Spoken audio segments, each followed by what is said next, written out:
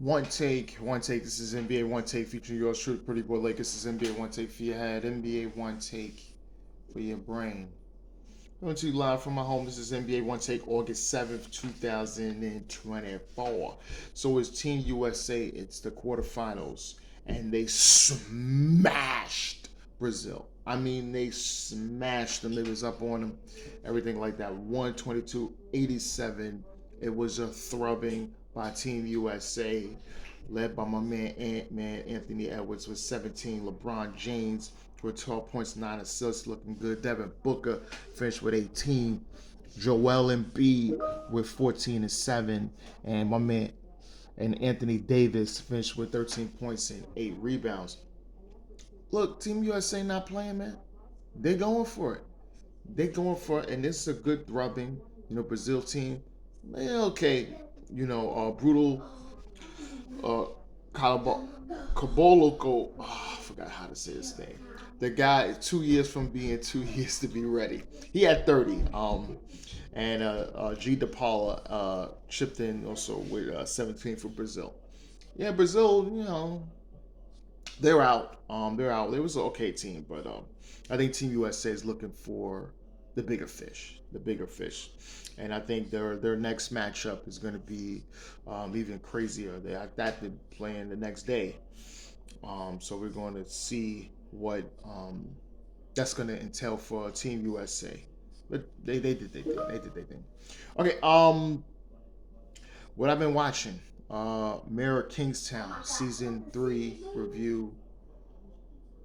This is one of my favorite series out. I This last season was intense. A lot has happened. One notably, Jerry Renner got hurt. He got injured, and they thought they was going to cancel the show because of his injuries. There was a lot going on, but I think he worked his way back and was able to actually film it and do this. But all respect and love for Jeremy Renner, one of the best actors out. He's just phenomenal. He's just a phenomenal man, and be able to get through this season, man. And this was a really good season. I don't go by Rotten Tomatoes or anything like that. I mean, they lowered the bar, but I still think it's fantastic. They gave it not a low rating but high between for other, but saying that this season. But how you gonna top season 2? That's what I'm trying to say. How you gonna top season 2 when it topped season 1, and then season 2 was insane, and then you have a little calm, but also is bringing other effects in it. So we got a Mike McCluskey, who's played by Jeremy Renner. He's the mayor. Is a lot he got to go through. He got to go through, death of his mother. Miriam McCluskey is played by Diane West. She passed. So when they first opened up, spoiler alert, they had a funeral, and it was a lot. Season 2, we lost a lot. It was a prison riot. My man Michael Beach is the warden. He has to go through all that, especially with his own trauma and that happened in the prison. And he as the warden, he has to fix so many things, and now he's working with Mike, and him and Mike is clashing, and it's a lot. He has to fix things in his prison. You got the Aryans, the Crips, uh, corrupt COs. It's just a lot that he has to do with. You got COs that they work with the Aryans. It's making it tough for the brothers, and the Russians that's in there. It's a lot. It's a lot. Like I said, Mary Kingstown. You already know it's prison in the streets. Kind of rule that with the police in the middle, trying to try to fix things. But Bunny Washington, him and Mike is kind of, they always had that great relationship, even with season two, where it took a turn. But this season, we're seeing a real strain in their relationship. And Bunny is just, he's fed up with things, just he's looking to take his operation and business to the next level. And Mike, as the mayor, has to be the mediator with certain things. And Bunny is like, listen, you give somebody an inch, they want to take a yard. That's how it is. So you got that dynamic. There's tragedy and everything else like that. Iris, she was with Milo and all that other thing. She has her storyline, and she's with Mike, and they had. She's actually she was with Mike's mom, but now she's with the brother Kyle, who has his own problems, and she, you know, there's a new guy in town, new Russian, and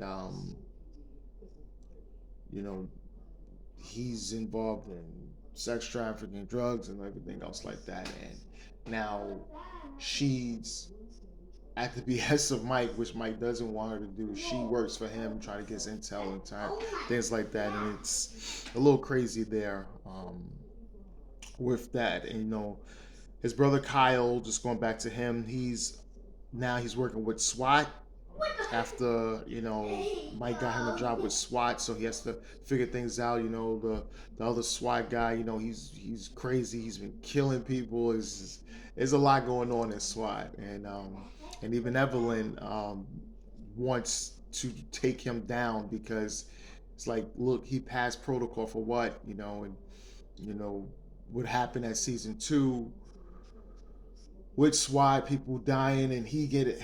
It's a lot. It's a lot going on. And then Evelyn and Mike is together, so that brings a confrontation with their relationship, and it's a lot. And then Ian, um, one of the cops, he has his problems. He's going through things, and this place. This season is great. I love it. I love the storylines. I love the interaction. I love the move with a lot of the areas. There's new power involved, new power dynamics, especially in the prisons, as well as new things in the street. And we have a return of Milo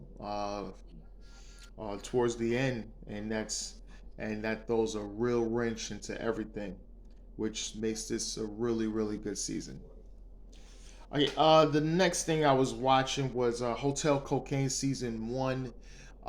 This is somewhat fictional, but a lot of it is true, based in the 1970s at a hotel in Miami called the Mutiny. And it's starring a guy named Roman Compte. He's the manager. He has a past. He's Cuban Cuban descent, and he has problems with Castro and everything. But he's managing a mutiny, a social nightclub with all kinds of celebrities and everybody's involved. And there's drug dealers and things like that in there, but this was just a place of peace. So it was like whatever's going on the street, they just didn't bring it into mutiny. And you got the owner. His name is Bert Greenwald. He's Greenberg. He's crazy all over the place, sniffs cocaine, everything. He's one of those crazy guys.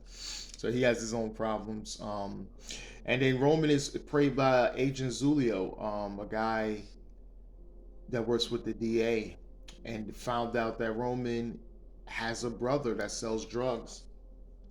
Um, and he's Cuban. He's a big time drug dealer and wants to put pressure on him to take his brother down, and threatened him with his daughter Valeria, who he loves so much, that he brought from America, from Cuba, fleeing Castro and trying to provide her a life. But the agent is trying to get the brother, and Roman has to agree to take down his brother. And doing so, his brother and him are, you know they work together, and they work together. He's selling drugs, but doing certain things, making deals with the Colombians, and it's just a lot going on. His brother is letting him know I sell drugs to finance the war against Cuba, against Castro, and it's a good storyline and everything else like that.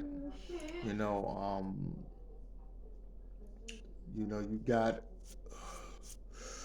so he's with his brother Nestor, who they go through things. He and Roman does have a wife that he has in the United States, Marisol, who's just a regular person and a nurse.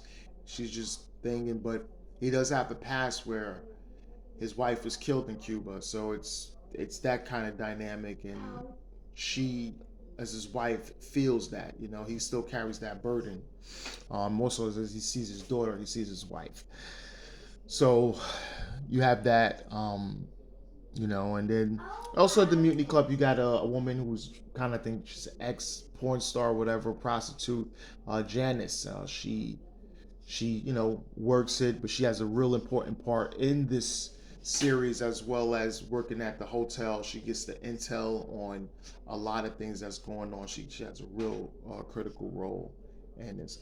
But there's a lot. There's a lot of going on. There's a lot of drug things and politics is a lot. But there's going to be a season two. Can't wait for that. There was a cliffhanger at the end, and it was a real good season.